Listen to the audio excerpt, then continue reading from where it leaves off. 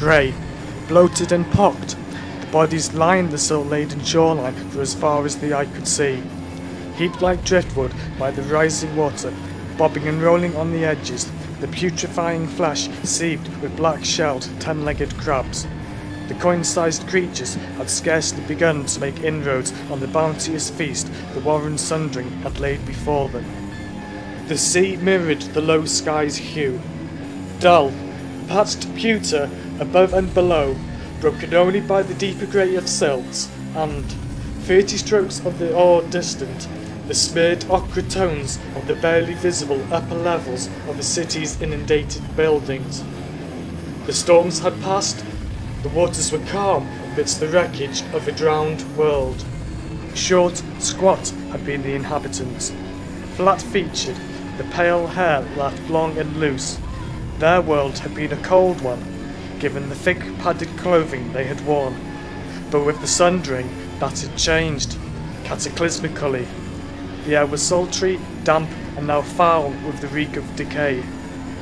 The sea had been born of a river on another realm, a massive, wide, and probably continent-spanning artery of fresh water, heavy with a plain's silts, the murky depths, home to huge catfish and wagon-wheel-sized spiders, its shallows crowded with the crabs and carnivorous, rootless plants. The river had poured its torrential volume onto this vast, level landscape. Days, then weeks, then months. Storms, conjured by the volatile clash of tropical air streams with the resident temperate climate, had driven the flood on beneath shrieking winds, and before the inexorably rising waters came deadly plagues to take those who had not drowned. Somehow the rent had closed some time in the night just past. The river from another realm had been returned to its original path. The shoreline ahead probably did not deserve the word, but nothing else came to Troll Sengar's mind as he was dragged along its verge. The beach was nothing more than silt, heaped against a huge wall that seemed to stretch from horizon to horizon. The wall had withstood the flood. The water now streamed down it on the opposite side. Bodies on his left, a sheer drop of 7, maybe 8 man-heights to his right, the top of the wall itself slightly less than 30 paces across. That it held back an entire sea whispered sorcery. The broad, flat stones underfoot were smeared with mud, but already drying in the heat, dun-coloured insects dancing on its surface, leaping from the path of Troll Sengar and his captors.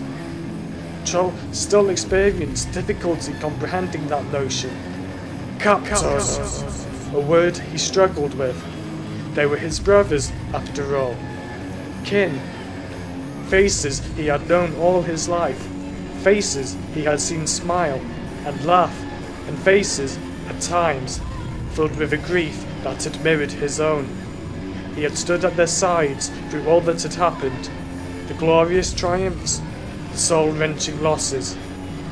Captors. There were no smiles now, no laughter. The expressions of those who held him were fixed and cold. What we have come to! The march ended. Hans pushed Troll Sengar down, heedless of his bruises, the cuts and the gouges that still leaked blood. Massive iron rings had been set, for some unknown purpose, by this world's now dead inhabitants along the top of the wall, anchored in the heart of the huge stone blocks. The rings were evenly spaced down the wall's length at intervals of 15 or so paces for as far as Troll could see. Now, those rings had found a new function. Chains were wrapped around Troll Sengar, shackles hammered into place on his wrists and ankles. A studded girdle was cinched painfully tight around his midriff, the chains drawn through iron loops and pulled taut to pin him down beside the iron ring. A hinged metal press was affixed to his jaw, his mouth forced open, and the plate pushed in and locked in place over his tongue. The shorning followed. A dagger inscribed a circle on his forehead. followed by a jagged slash to break that circle. The point pushed deep enough to gouge the bone. Ash was rubbed into the wounds. His long single braid was removed with rough hacks that made a bloody mess of his nape. A thick, cloying unguent was then smeared through his remaining hair, massaged down to the pate. Within a few hours, the rest of his hair would fall away, leaving him permanently bald. The shorning was an absolute thing, an irreversible act of severance. He was now outcast. To his brothers, he had ceased to exist. He would not be mourned. His deeds would vanish from memory along with his name. His mother and father would have birthed one less child. This was, for his people, the most dire punishment, worse than execution by far. Yet, Trollsanga had committed no crime. And this is what we have come to. They stood above him, perhaps only now comprehending what they had done. A familiar voice broke the silence. We will speak of him now, and once we have left this place, he will cease to be our brother. We will speak of him now, the others intoned. Then one added, he betrayed you. The first voice was cool, revealing nothing of the gloat that Trollsanga knew would be there.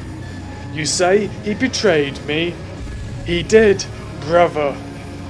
What proof do you have? By his own tongue. Is it just you who claims to have heard such betrayal spoken? No, I too heard it, brother. And I. And what did our brother say to you all? He said that you had severed your blood from ours, that you now served a hidden master, that your ambition would lead us all to our deaths, our entire people. He spoke against me then. He did. By his own tongue, he accused me of betraying our people. He did. And have I? Let us consider this charge. The Southlands are aflame. The enemy's armies have fled. The enemy now kneels before us and begs to be our slaves. From nothing was forged an empire, and still our strength grows. Yet, to grow stronger, what must you, my brothers, do? We must surge! Aye, and when you find what must be sought, we must deliver to you, brother. Do you see the need for this? We do. Do you understand the sacrifice I make for you, for our people, for our future? We do. Yet, even as you searched, this man, our once brother, spoke against me. He did. Worse, he spoke to defend the new enemies we had found. He did. He called them the pure kin and said we should not kill them. And had they been in truth pure kin then, they would not have died so easily. Thus, he betrayed you, brother. He betrayed us all. There was silence. Now you would shout out this crime of yours, and they hesitate. He betrayed us all, did he not, brothers? Yes. The word arrived rough, beneath the breath, mumbled, a chorus of dubious uncertainty. No one spoke for a long moment.